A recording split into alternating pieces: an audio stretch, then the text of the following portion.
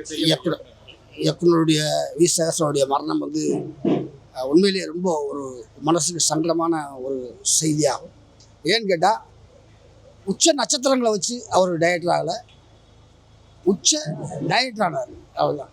சாதாரண ஒரு நடிகர்களை வச்சு உச்ச டைரக்டர் ஆனார். எல்லாம் அந்த இதில் நம்ம திருவிளையாடலில் நக்கீரன் அந்த குற்றம் கண்டுபிடிச்சே பேர் வாங்குறாரு, பாட்டெழுதி பேர் வாங்குறது குற்றம் கண்டுபிடிச்சே பேர் வாங்குறது சொல்லுவாங்கல்ல, அந்த மாதிரி இவர் பாக்கியராஜார்கிட்ட அவருடைய சின்ன வீடு படத்தினுடைய குறைய இப்படி மாற்றிருந்தா இந்த படம் நல்லா வந்திருக்குமே அப்படி சொல்லி தான் வந்து அவரே பாக்கியராஜாரே வாலண்டியா நீ அசடா கூட வந்துறியான்னு கேட்குற அளவுக்கு அவர்கிட்ட அந்த அளவுக்கு திறமை கொட்டி கிடந்தது. பட் அங்கேருந்து வெளியே வந்து அவர் பண்ணாத எனக்கும் வி சேகரன்னா நீங்களும் ஹீரோ தான் நான் ஒரு 4-5 நாள் நடித்தேன். அதை தாண்டி அப்பப்போ சந்திக்கக்கூடிய வாய்ப்புகள் கிடைச்சது.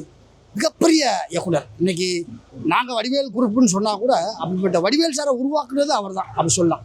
நான் வடிவேல் சாராக இருக்கட்டும், விவேக் சாராக இருக்கட்டும், அந்த நேரத்தில் வந்து கவுண்டமணி சாருக்கு ஒரு பெரிய ஒரு கேரக்டர் கொடுத்து எல்லா இன்டர்வியூலையும் சொல்லுவார், வெறும் 5 லட்ச ரூபா வாங்கிட்டு அந்த படம் ஃபுல்லாக ஹீரோ மாதிரி நடித்தார், என்னுடைய வளர்ச்சிக்கு கவுண்டமணி சாருக்கு ஒரு முக்கிய காரணம் அப்படின்னு சொல்லுவார். அந்த மாதிரி உச்ச டைரக்டர் அப்படின்னு சொல்லலாம். அவர் எல்லாத்துக்கும் வளர்த்து விட்டார். ஏனிப்படியாக இருந்தவர் இன்னைக்கு இல்லைங்கிறது மனசுக்கு ரொம்ப கஷ்டமாக இருக்குது. ஆத்மா சாந்தி அடையணும்.